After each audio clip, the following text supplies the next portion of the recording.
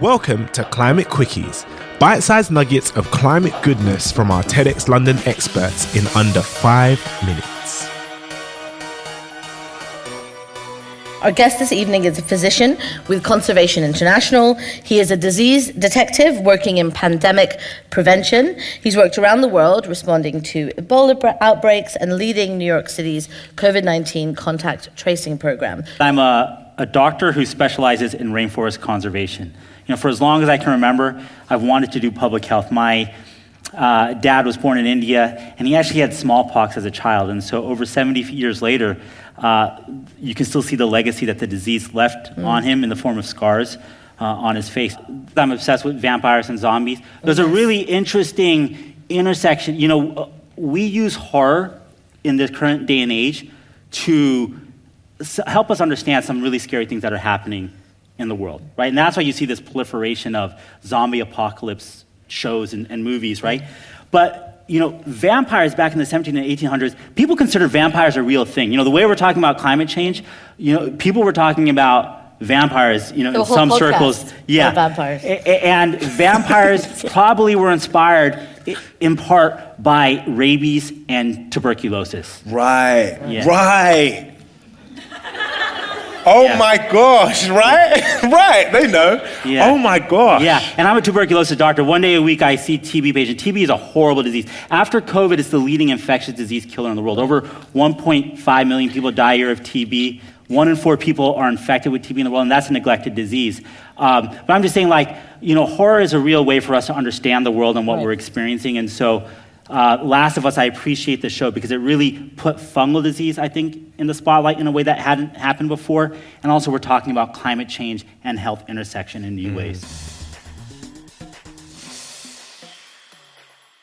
So the show is very good. And if you, just very briefly, the idea is that climate change has led to a mutation of a fungal species that normally infects ants and essentially turns them into zombies. But climate change has caused that fungus to evolve into one that can infect people and turn them into zombies.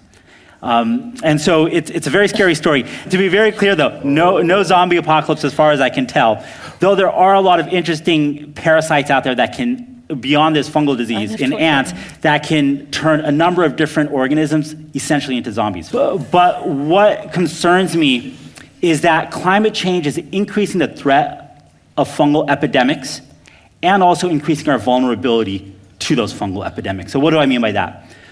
There are over 1 million different species of fungi. We've only characterized around 5% of them.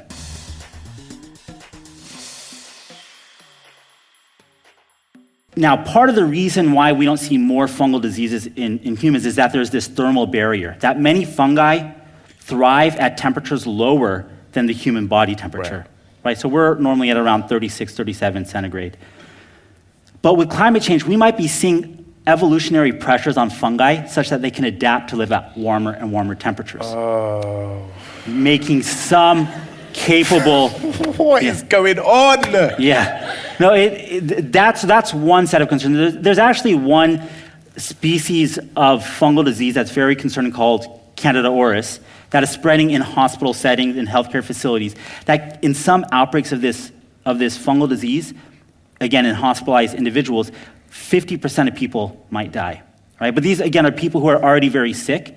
But one theory for how this fungus emerged back in 2009 was when it was first recognized, is because of climate change. That maybe because of climate change, this yeast developed the ability to live at warmer temperatures, made its way onto birds, that then made its way into people, right? So that's one set of concerns.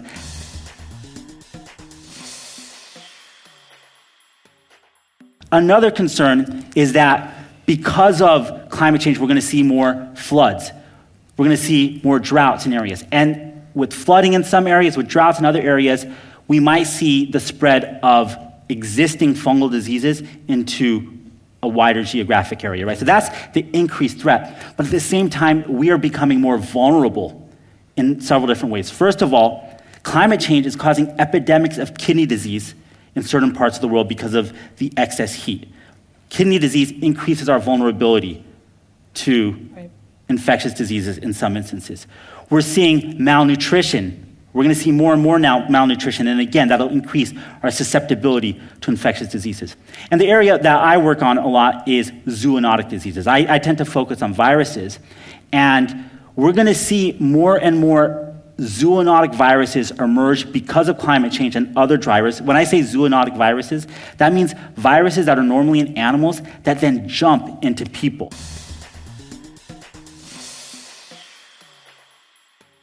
Also COVID, and we saw it with HIV, sadly in the 80s, a rise of opportunistic fungal infections. And it was many of, people don't necessarily... Because HIV suppresses the immune system, right? We saw something similar with COVID, yeah. that there was a rise of fungal disease. So the point here is that fungal disease are a major blind spot, and I think we need to be paying more attention to them. Okay, so this is why you wrote the article, Yep. because it is like a bit of a blind spot, right? And we can't treat those as of now. Those kinds of fungal, is that Not that part that well, of it? right? So the other problem is that fungal cells are somewhat similar to human cells compared to like a bacteria Right. or a virus. And so the medicines we use to treat fungal disease can often have very severe side effects in people. So we don't even have that many good medicines, no licensed vaccine as of now. Right. Okay. Sorry, for context, I just want you all to know that I'm actually learning this all at the same time. There's been no pre-conversation where I've been exposed to this information. This is petrifyingly bad. They're just casually sitting here oh, we don't have any solutions. Oh, you can't treat it. We do have solutions. This is bad. This is really bad. Okay, carry on. We're taking you and everyone on a journey, right, Neil? As This we is always not do. a fun journey. As we always do. Okay, we've talked a little bit about that. Can we zoom out for a second? Mm-hmm. Because you've talked about climate change and its impact on funguses, let's say. What about and I think just to say, for me, one of the things that's really interesting here is that we just don't often think about climate change and health in these kinds of many intersections, right? We often have maybe we think about extreme heat or something like that. But I want to talk about these intersections of climate and health and why that's a greater threat today, what's happening.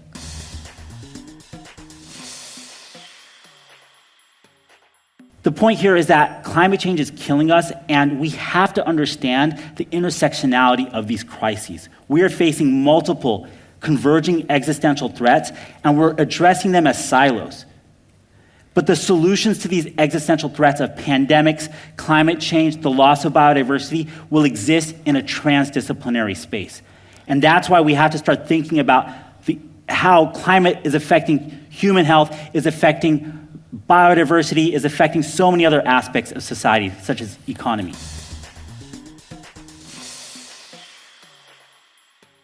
For many, many years, I was made to feel ashamed of caring about nature. I went through this medical training. Yeah, and the messaging I was getting was that, you focus on humans, focusing on trees or polar bears or whatever it is a distraction from saving humans. But the reality is that we need nature to survive. Without nature, we're not going to thrive as a species. Everything is interdependent. And that's what we seem to have forgotten. We seem to have gone down this track of human exceptionalism, that somehow humans are different. And again, I'm just quoting someone else. Humans, we are not apart from nature, we are a part of nature.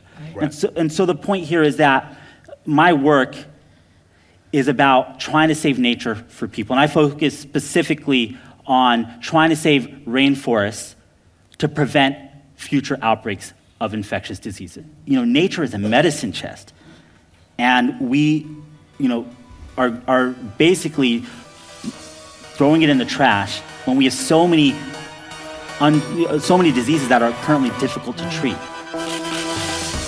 Thanks for listening to this quickie. This episode was created by our superstar podcast team at TEDx London. Until next time, Stay curious.